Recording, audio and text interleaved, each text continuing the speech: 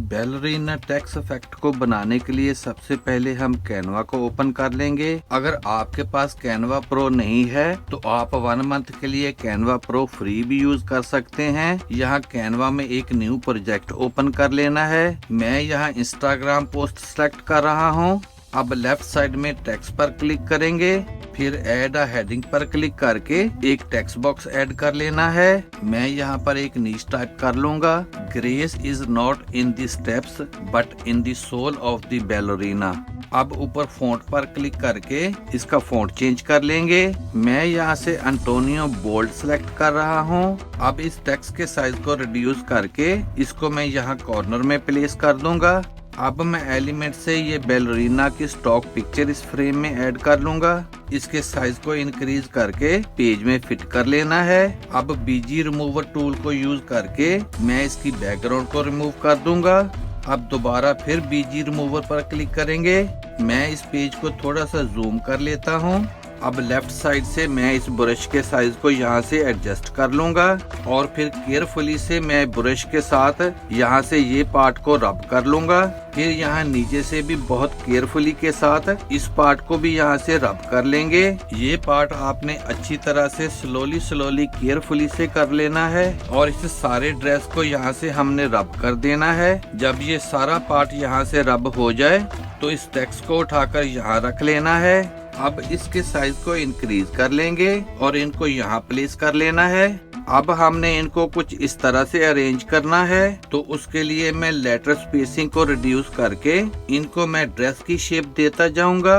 आपने भी यहाँ पर ये सब लेटर्स अच्छी तरह से इन ऑर्डर सेट कर लेने हैं। जब ये लेटर्स ड्रेस की शेप में आ जाएं, तो इसके साइज को रिड्यूस कर लेंगे और इनको यहाँ पर सेट कर लेना है। इसको यहाँ से अच्छी तरह से सेट कर लेंगे। अब मैं ऊपर क्लिक करके इन टेक्स्ट की लाइन स्पेसिंग को थोड़ा सा इंक्रीज कर लेंगे। हमने इस टेक्स्ट को यहाँ पर अच्छी तरह से एडजस्ट कर लेना है। फिर इस टेक्स्ट पर राइट क्लिक करके इसको यहाँ से कॉपी कर लेंगे। अब हमने यहाँ पर एक न्यू पेज ऐड कर लेना है और यहाँ पर इस टेक्स्ट को पेस्ट कर देंगे। फिर ऊपर शेयर पर क्लिक करेंगे। यहाँ से सेकंड पेज को सिलेक्ट कर लेना है और यहाँ से ट्रांसपेरेंट बैकग्राउंड पर टिक करके इसको एज अ PNG डाउनलोड कर लेंगे।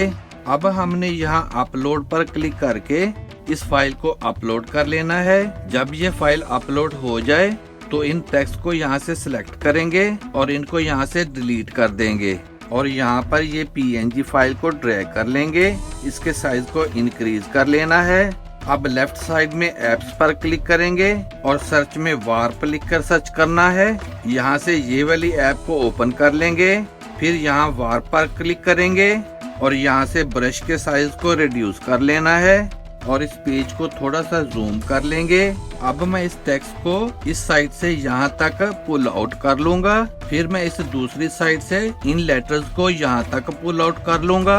अब मैं ब्रश के साइज को रिड्यूस करके इन टेक्स्ट को ऊपर से राइट साइड को यहाँ तक पुल आउट कर लेना है और फिर लेफ्ट साइड से भी इस टेक्स्ट को यहाँ तक पुल आउट कर लेंगे और इस टेक्स्ट को मिडिल से भी थोड़ा लेफ्ट एंड राइट से एडजस्ट कर लेना है और नीचे से इस टेक्स्ट को थोड़ा सा कर्व भी कर लेंगे।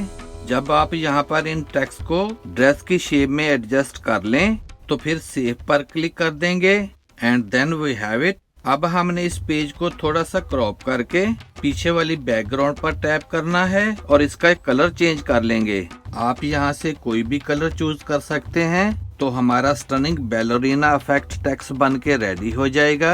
अब इसको रियलिस्टिक बनाने के लिए मैं एलिमेंट से इस बैलरीना की ओरिजिनल पिक्चर फिर यहाँ पर ऐड कर लूंगा। बीजी रिमूवर टूल को यूज करके मैं इसकी बैकग्राउंड को रिमूव कर दूंगा और इसके साइज को इंक्रीज कर लेना है। फिर ऊपर एडिट पर क्लिक करेंगे, फिर ड्यू टून पर क्लिक करना है, फिर कस्टम पर क्लिक करेंगे और यहाँ से हाइलाइट्स के कलर को चेंज करके ब्लैक कलर दे देंगे। जब यहाँ पर चेक मार्क आ जाए फिर बैक आकर ब्लोर पर क्लिक करना है। यहाँ राइट साइड से होल इमेज पर क्लिक करेंगे और इसकी इंटेंसिटी वॉल्यूम को 50 पर सेट कर लेंगे और इसको क्लोज कर देंगे। अब लेफ्ट साइड से एप्स पर क्लिक करके सर्च में स्क्यू लिखकर सर्च करना है। यहाँ से इस कैंडी वाले आइकॉन पर टैप करके इसको ओपन कर लेंगे और इसकी हॉरिजेंटल एंड वर्टिकल डिग्री को एडजस्ट कर लेना है और फिर ऐड टू डिजाइन पर क्लिक कर देंगे। मैं इसको उठाकर यहाँ रख लूंगा और इस शेडो वाली पिक्चर को सिलेक्ट करके इसको यहाँ से डिलीट कर दूंगा और इस पिक्चर के साइज को इंक्रीज करके इसको मैं यहाँ पर सेट कर दूंगा। ऊपर यहाँ से क्लिक करके मैं इसकी ट्रांसपेरेंसी को थोड़ा सा रिड्यूस कर लूंगा। फिर ऊपर पोजीशन पर क्लिक करना है, फिर लेयर्स पर क्लिक करेंगे और यहाँ से इस टॉप शेडो वाली लेयर को नीचे मूव कर देंगे तो ये शेडो पीछे चला जाएगा। And here is the final result. Video अच्छी लगे तो सब्सक्राइब करें मेरे इस चैनल को और वीडियो को ज्यादा से ज्यादा शेयर कर दें। See you in the next video. Good bye.